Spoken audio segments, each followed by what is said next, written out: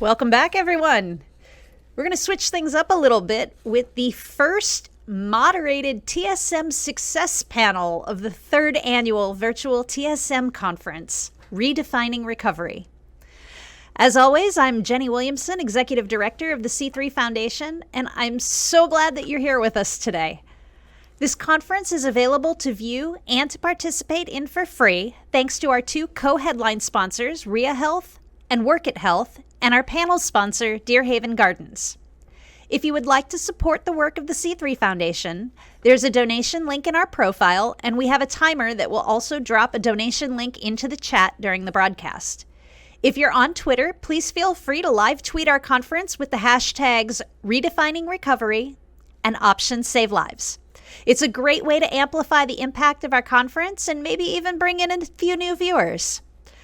So this panel, When Functioning Isn't Good Enough, features two gentlemen who each have compelling stories, both before and after they found the Sinclair method. And it is an honor to have them both with us here today. Matt, Mark, I'm going to let each of you introduce yourself to the audience briefly. Then I'll give you each about 5 minutes to share your story of what life was like before you found the Sinclair method. So before we get into mine and the audience's questions, who wants to go first? H before beauty, Mark. Well, do you want me to go? I don't mind. Go, please. Okay. Lead the way. Thank you. First of all, it's great. It's great to be with you. It's still morning for me. I'm in Canada. So my name is Mark, and I'm from Edmonton, Alberta, Canada. And what brings me here this morning is that I was very, very pleased to recently pass 5 years without a drop of alcohol. And when I told Claudia that, she said, would you like to be a part of this upcoming panel? And I thought I would love to do that. And so that's what brings me here this morning. So I'm looking forward to talking to the two new people I've met this morning, and Jenny and Matt, and anyone else. Pass it on. And Mark, that's great. I'm glad that you just did 5 years.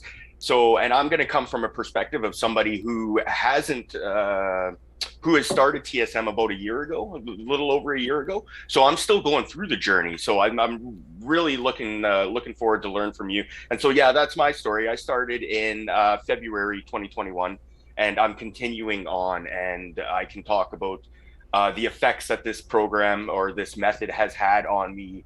And it's profound up to this point. All right. So, Mark, why don't you go ahead and talk a little bit about what your life was like before you found the Sinclair method? Okay. Well, before we went on to the, I guess, on air, I'll say, an old phrase, but appropriate. With Matt, I was telling him I've been a professional musician for decades now. And so it kind of reminded me that, yeah, I kind of grew up in bars. You know, in those days, you could play 6 nights a week and then, you know, drive a day and play another 6 nights. Of course, I was young. I was 18 and all that. So that was just part of it. You know, you'd have a beer, people would buy you drinks during the show, and there was no harm done. It was good times, right? Until about 30. And then it started to not get good. So I quit for 2 years in 1999. Thought, oh, great, this is easy. And then I started again on a tour that, you know, it was the middle of winter and freezing cold. And so I just thought, oh, I can handle this. And then that started raging on for a long, long time. During that time, I had unfortunately lost my marriage because of drinking. Luckily now we're still good friends, so that's a good thing. And what happened to me was on my father's 70th birthday, I was in such bad shape I couldn't go. And so I just stayed at home and, you know, went through the kind of drunken 2 hours sleep here and up, and it was awful. And then that Sunday morning I was looking on YouTube, because I find YouTube was something that I didn't need to concentrate on like a movie, because my mind is so booze brain. And I found Claudia's video on TED Talks. And I think it was called How I Drank More to Overcome Alcoholism. And I thought, oh, this ought to be good. Okay, I got to see what this is about, right? So I turned it on, and it's the first thing that resonated with me. I'd been to treatment centers, I'd done AA, all this stuff. And I was like, oh my God, this is exactly, I just kept stopping it. She's really saying what I think I'm hearing. And so I immediately forwarded that to my parents and said, you've got to watch this video. And that's how I started the program, was right from there. And I don't know if you want me to get into the details about going to the doctor, getting naltrexone, getting all that. But that's what brought me. I was at a bad spot. And I saw that video and I thought, finally, I resonated. She resonated with me, what she was saying. And I felt, okay, the thing that cliche is, well, you're not alone, right? And I thought, this is a good place to start. So I got the book, how to, pardon me. I got the book, the medication, and started the journey. And I'm still on it. And you were successful in your career up through this point. And Yeah. So what was it that had you realize that even though you were functioning at a daily level, at a high level of being able to go out, continue your career, what was it that made you realize that, okay, something has to change because this level of functioning isn't the level of functioning that I want to be at? Well, what would happen was I would go, I'd be playing like all the time. For example, at a theater, I was in a house band in a theater production. I did about 9 shows over, 6 years. So we'd be playing like 6 nights a week, sometimes 7 shows in 5 days. And that's, to me, was functioning, right? That's pretty good. But of course, after every show, even a matinee, I'd have a couple drinks as soon as I got home, and then it just kept spiraling until one time in particular, I knew that I couldn't keep going this way. It was just terrible. And then I realized that, well, my days off consisted of drinking. That was it. And then I couldn't function playing like I love to play classical guitar and stuff on my own. It's where I kind of retreat. And I realized, oh boy, your mind has to be razor sharp. You can't be hungover, you can't be in that condition. And the songs that I like to do and singing, you've got to be physically in great shape. And there was times when I literally was going through like a detox on stage in the matinees. And it was terrible. I'm sitting up there in front of 450 people. And I'm like, oh my God, because I drank too much the night before. And I realized this is awful. And then after those shows stopped, I just, there was no hope for me. I felt like I couldn't get out of it, and I went to meetings. I did a really good stint at a rehab too, was successful in that, but I just fell right back in, which I'm sure a lot of people have that experience. And that's why when I saw Claudia's video, she had mentioned that she had gone to like these kind of things in the past too. And my number one thing that resonated with me with her was when she said, well, this is how I'm paraphrasing it now, but for me, if it's a disease, then why don't we use medicine? I never understood that. Like why, any other disease uses medicine. And this is the first time I'd heard of, well, okay, this is worth a try, using medicine. And then I read got the book, and I thought, looked pretty sound to me. So when I'm a skeptic, I thought, there's no way that could be this easy. And so that's what I did. And I just found that I knew at the age I was at, which was roughly mid 40s or so, it's not going to get better. And that's how I really got on board. And most importantly, I got my parents on board. We both bought the book. My mom read it before I did. And then we just started that journey. So I had great family support. That's wonderful.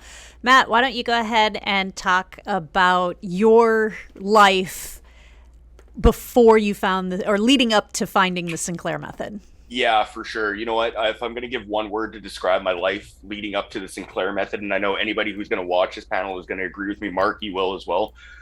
It's purgatory. That was my life. It was waking up and the day is the same thing. It's Groundhog Day.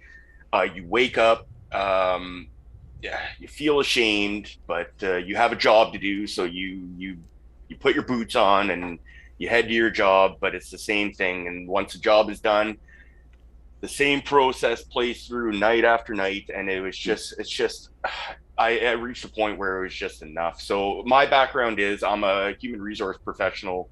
I run a big HR office for the federal government in Canada as well. Here, Mark, I'm out in Winnipeg. Go Bombers! I see it. And so our office we're processing 3-4 million in pay by monthly. But I was in a bad place. I'd come to work, I'd perform, I'd function. My team, we worked well together, but by the time 4 o'clock rolled around, it was just like that's when my body like needed that. I had that like physical addiction. My brain needed that alcohol, and it got to the point, and it's always progressive. Just like in the last panel, what Sarah was saying, it's always like it's progressive. I didn't start off this way, but the way it ended was I was drinking. I was stopping at the liquor commission and picking up a Mickey of vodka on my drive home from work, so I could drink that in like a vitamin water bottle, whatever. I drank the vodka, whole Mickey of vodka, so that I could go home and then tell my wife, no, I'm only having 6 drinks tonight because I already had that vodka. Obviously, that's not sustainable, right? It's horrible. I'm lying. I'm doing all that normal addiction activity that my brain compelled me to do. I didn't want to do that. Nobody wants to do that, but I was compelled to do that because my brain wanted that alcohol, my body wanted that alcohol, and it was horrible. So throughout all of this, I worked as hard as I could. Yeah, I took pride in the fact that I was functioning, right? That I was functioning. But that's the wrong thing to take pride in. It just got to a point where I'm sitting on the couch. This is November 2020. My wife comes down to talk. She knows I'm lying. It's just bad, right? And uh, she she broke down. I broke down. Um, and I said I would reach out for help, and I did. And thankfully, I'm in a job where I have resources available to me. I have mental health resources available, actually, like top notch, world class. And we're starting to get better at using them. Although in the past, like even though they were available, like there was a little bit of stigma, like yeah, to go to mental health or whatnot, to reach out for help. And thankfully, I'm starting to see that shift, that change, where people are taking advantage of these resources that they have, or they're using these professionals that they have. And so that begun my journey. I through my mental health place, I told them I had a problem, and they sent me off to a rehab facility, a really Gucci one actually, out on the west coast of Canada.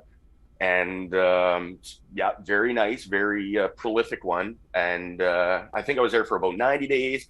Um, but it was all, and it was good. I needed that 90-day break. I absolutely did. I learned a lot there, but it was an abstinent based, AA based program. So that's what we focused on for the majority of the time that I was there. And I'm thankful to have had that experience for sure. I learned a lot, and there was also some. I will say it wasn't always just AA stuff. They did start to incorporate how addiction works into some of the programming that this rehab center had, which is really what helped me and set me on this path, because I didn't know how addiction worked in the brain before, with these spikes, like these dopamine spikes, how you would take your drink and then you would get that spike, and then it would go down, but it would go down so low, and you would just need to keep drinking just to keep a baseline level of competency going. So that's really the biggest thing I learned from that. Unfortunately, within a couple weeks after leaving that rehab center, I can't remember what the term. Anyway, it just got so strong. The feeling in my brain, like have a drink, have a drink, have a drink. It was so strong. It's like I couldn't silence it. I did. I relapsed after that, unfortunately.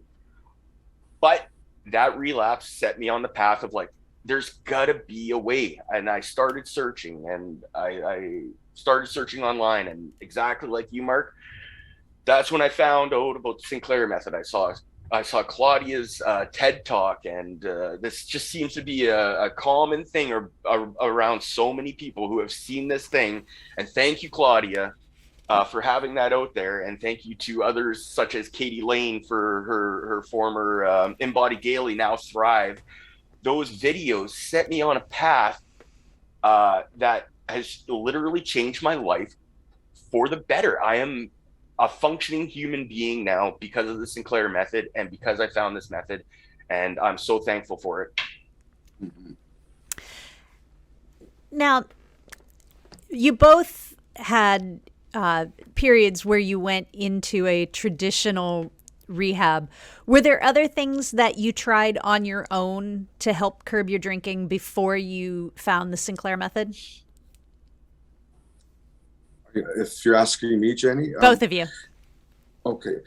Well, yeah, I'd had when Matt had mentioned his experience with I had the exact same experience, like literally. It wasn't quite 90 days, but I was there a month, and I don't regret it. I find everything leads you to where we need to be now, but I had the exact same thing. Whereas afterwards, bang, right back there, and then it got just even worse. So I really related to what you were saying there. Yeah, for sure. It seems that it's a common story, right? So, and I'm glad we're getting it out there and making this a normal thing, because anybody, if you're watching this and you're going through this, we're you. So take a look, and if you think this can help you, absolutely get onto it. Jenny, what have I tried? Same as Mark, literally everything. Okay, white knuckling. Today I'm not going to drink, right? And it sucks. It sucks. You can get through it, but it's not. It's sometimes you can, sometimes you can't. We're in Canada, so cannabis is legal. So I've tried to replace with cannabis. Okay, so maybe I'll try this and it'll put me to sleep. And no, there's no. I've tried, between me and Mark, I know we've tried everything before the Sinclair method, and there's just nothing that takes away that brain addiction, such as TSM. Like, I went to the Bomber game last night, Mark. Oh, okay, it was great, and we won. Go Bombers! But I'm sitting there. I'm at the game. I'm okay to have a drink. So I took my naltrexone before, but the lineup was so long to get a beer. I was like, I'm not. I didn't even bother until the second quarter. The second quarter, and finally the lineup was like done. So I went and got one. And if you like, and I'm a big sports fan. So 2 years ago, if I was at a sports game, any game, NHL, hockey, like Bombers, CFL, and I told you I had to wait. I waited until the second quarter to go grab a beer. You would have, yeah, that would not have been a thing, not at all. So how was your $15 beer? $9.45. It was actually Bombers, much cheaper than the Jets. Okay, well, I'm in Edmonton, so I'm still recovering from the Oilers being out. I feel your pain. And so it sounds like both of you really struggled with the alcohol deprivation effect coming out of rehab. And that alcohol deprivation effect, as you both mentioned, it doesn't go away, and it actually causes that relapse to be even more intense than before you went in. So I know you both touched on that a little bit, but can you contrast that feeling with what it's like to be on the Sinclair method and go for any period of time without alcohol? Well, if I could start again, before I found that the Sinclair method, I was doing the conventional stuff. Okay, you've got to stop. Okay, well, great. Abstinence is the only thing. And I did go to meetings. I did do stuff like that, and I have no problem with that whatsoever. Great thing about the Sinclair method is you can do it with any other meeting you want to do. It doesn't matter. And that's what I love about it, is just, it's not asking you to conform to just one thing. It's just another tool that can help you.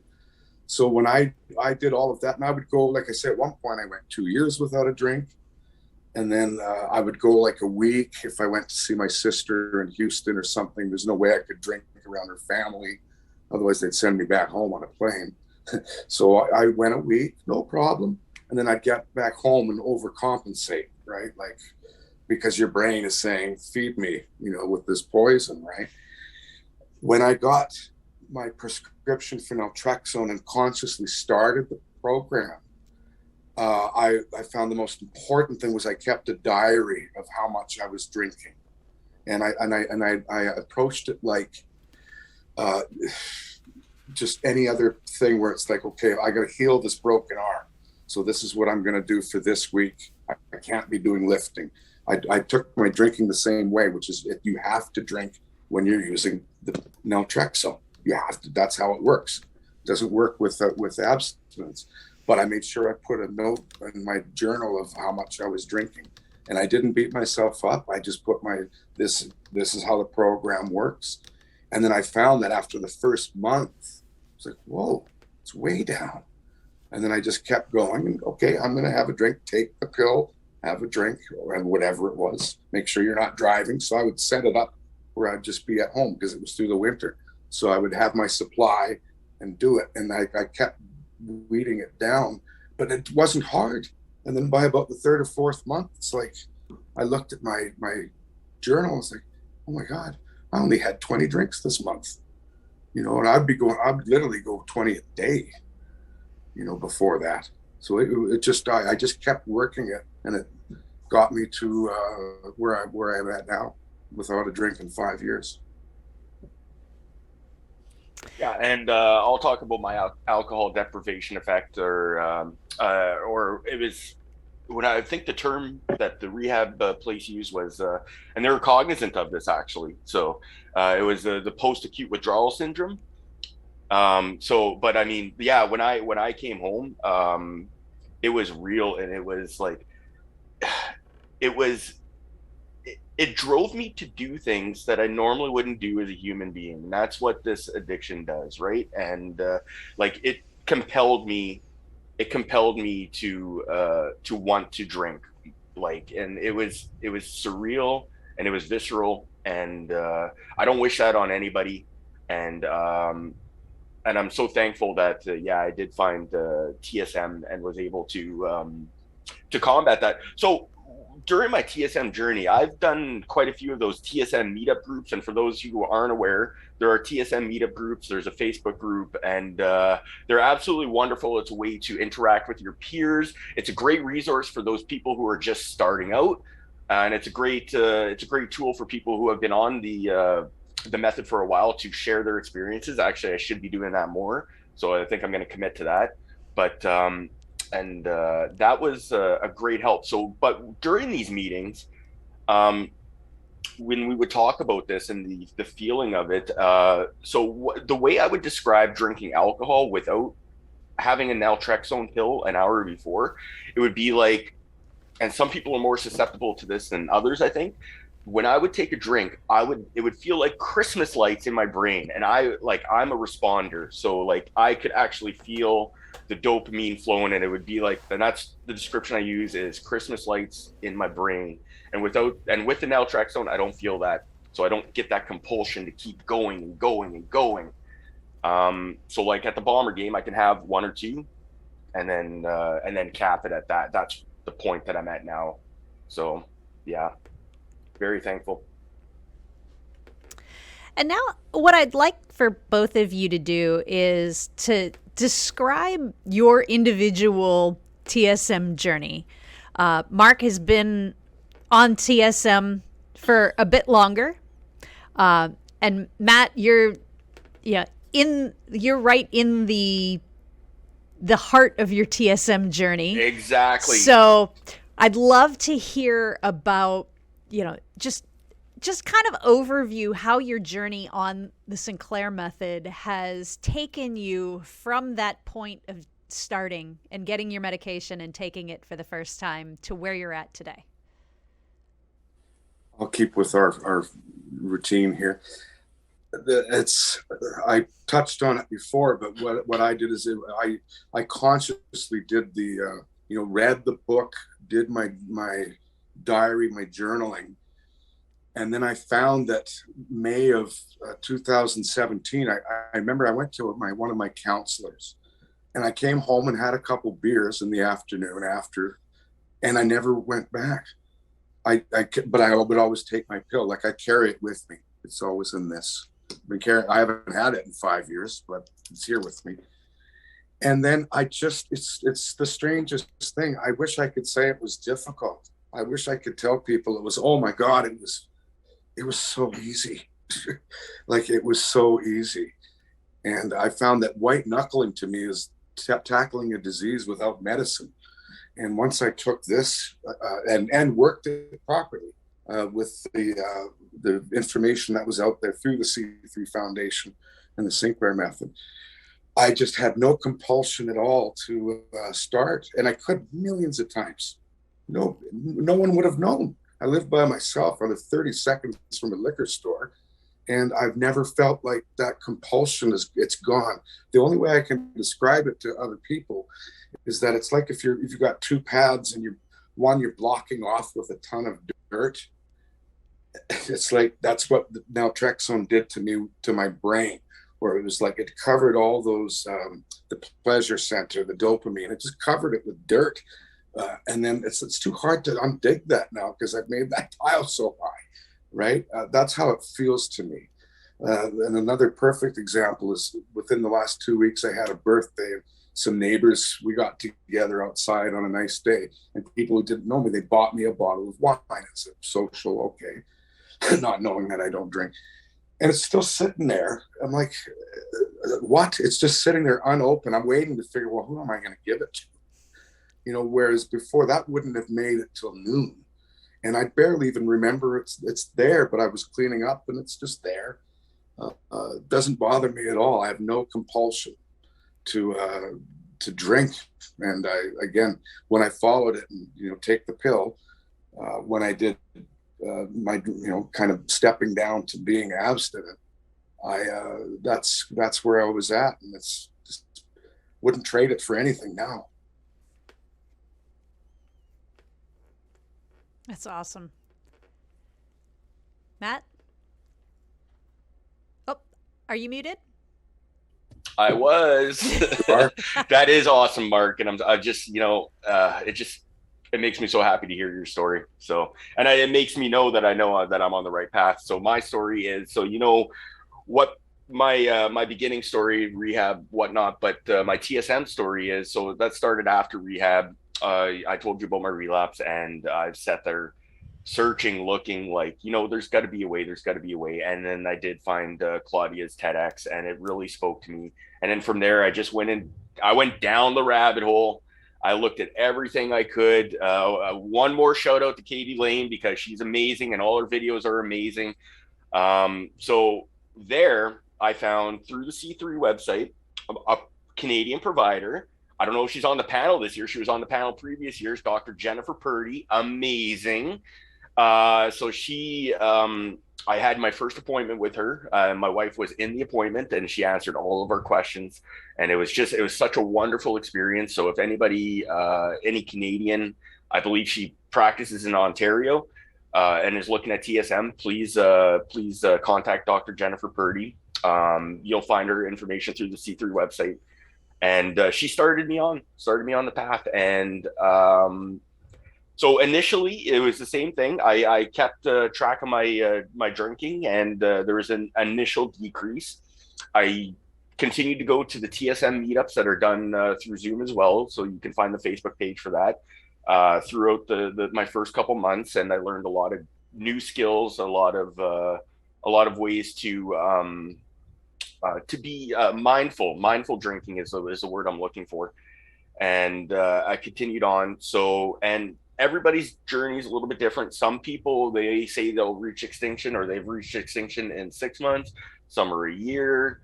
So I'm about a year and a half in. I think I've reached extinction because I don't have a compulsion, like a mental compulsion to keep, like, to drink. Like if I finish a day of work and I'm like, oh, I'm not going to drink tonight, um, then I have no issue with that. It doesn't, like, I'm not white knuckling at all. So I still think I should have been a little bit more mindful. So that's one thing I'm going to say to my people that to people that are watching. I think I could have been practicing a little bit more mindfulness throughout my process, especially the early process. But I mean, where I'm at now is I don't think of alcohol nowhere near what I used to a year and a half ago, where it drove me to do things like lie, and everything else, drink and drive. Like, that's horrible. Right. So I'm just in a completely different mind space right now. I'm not abstinent, but I don't think of alcohol. It's just if I yeah. So that's my journey right now. Well, let me tell you something. Congratulations, because extinction is the process and freedom is the result. So Right. you don't actually, quote unquote, reach extinction so much as you practice it. And it sounds like you've reached your freedom and your choice back. Yeah, I think I have. And it's just, it's there's no like aha moment. It's just like it just happens, right? So, and that's what I see. Like, I'm on the Facebook groups all the time, and I see people, they're a month in and they're like, hey, what's going on? Like I'm not, like, I thought this was supposed to fix me in a month. No, no, no, no. You know, the old saying, Rome wasn't built in a day, and we didn't develop this addiction overnight. So it takes some time to work through it, and yeah. Well, I'm glad I took that time to work through it. So, so many people think they have their alcohol use under control, even if they can see that it's problematic from time to time. What do you know now today that you wish you had known before you found the Sinclair method? What would I? Sorry, could you say that what do again? you know now today that you wish you had known before you found TSM? That it was available. Pretty simple. When I went to my doctor, she'd never heard of it. When I went to my addictions counselor, she'd never heard of it. Okay, so this is actually springs right into what I wanted to make sure that you knew it.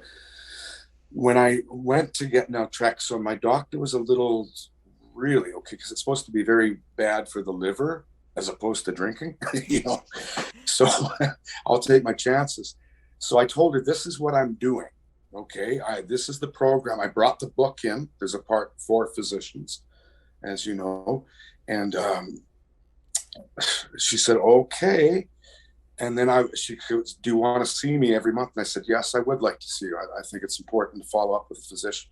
So it'd be, I've got a month, I've got two. She's like, really? 3 months? Really? By about the fourth or fifth month, she told me that in one of her updated medical journals, naltrexone was coming in as an option for alcoholism. She said, I thought you'd like to know this. So then I got a little credibility, and it would be like 5, 6, you know, the months just kept rolling. So about let's see, a week or two ago on my birthday, or when I had my 5th year, I called my addictions counselor to tell her that it had been 5 years, and she told me, she said, you're going to love this. She has about 80 some people. She said, I've started to recommend the Sinclair method to some of my patients. She said, there's 10 already have gone to their doctor to get naltrexone, and she said, thank you, you've brought this into my community. And so I was just, you can't imagine how happy I felt. Rather than saying, well, how come they don't know about it? I tried to take the positive and educate them and say, look, this is work, because they saw how bad I was. And they think if you can do that and how you did it, I just take a long way around your question. I just wish it was available. That if had I known that 25 years ago, I would never have gone on that path that I went on. Never. You know, no one would choose that. So that's the benefit for me. And Matt, before you get into your answer on that, I just have to comment that I have like I'm slightly overcome by hearing that right now, Mark, because Claudia and I have always contended that the turning point is not necessarily us continuing to put the resources out and having people armed and ready to go to their providers about it. The turning point is going to happen when those providers start bringing this to their patients instead of the other way around. And so hearing that just it's indescribable, honestly, for me right now. For me too. It absolutely blew me away. And I had, she's my addictions counselor said one time, I was telling my patient to go to the doctor to get a prescription for naltrexone, and my phone number came up on her display. I was calling her, and she said that to me was a sign. You know, I hadn't called her for a year or two, and she said that was a good sign of like, okay, this is a good situation. And my feeling about if your doctor won't prescribe naltrexone, you maybe don't have the right doctor. If you bring that book in with the information for physicians, it's pretty sound to me. It was sound to my doctor, even though she was not familiar with it. And I'm just absolutely thrilled that they've started to recommend it, the two people that I was with, doctor and addictions counselor, that they're like recommending it to other people. And that just makes my whole day and my whole life right now. So. Yeah, that is awesome stuff. Matt, what do you wish you had known that you now know today before you found TSM? So a big thing I wish I knew is I wish I knew how the brain works and and how it works through addiction. And this seems to be something that my family's genetically predisposed to as well. So yeah, I got hit with it, and I wish I knew how the brain worked, how the dopamine spikes work, and the crashes work, because that's what I'm talking about when I'm saying purgatory. When I'm like, you get that high, and then you crash, and you wake up, and you just feel miserable, but you roll through the day just to work to that point where you can get that little spike again. But the spike never gets as high as it does at the first, right? It's always then you're just maintaining that baseline. So I wish I knew that I was stuck on a treadmill that never ended, and how the brain worked for that. And that's one positive. My whole rehab thing was positive, but that's one really positive thing that I took out from rehab, was learning how the brain worked on that. And of course, after that, we're going to talk about TSM, because you guys are doing the work. You're getting the word out there. People are starting to learn about this, but it hasn't hit that critical mass yet. And it takes people like Mark, it takes people like me, it takes people like those Facebook groups and the TSM meetups, C3 Foundation, Thrive, and Ria Health, and all these amazing medical professionals who understand this program and are putting the word out there. And I know some of them are going to be panelists you have coming up, Jenny. I'm looking forward to the next one here, who are getting this word out, and people are learning about it. And it's also on us, Mark, to let people know about this as well. As TSM users, let people know that, hey, there's options. And I've done that in my personal and professional life multiple times already. Some people have actually started the Sinclair method because of that, and I'm excited to see their journeys and where they're going to go. So everything that we do as a community, as people, helps to get the word out there and let people know about this. I'm not going to say alternative method, because I don't like the word for that. This method for treating alcohol use disorder that works amazingly, and thank God it does. It's amazing.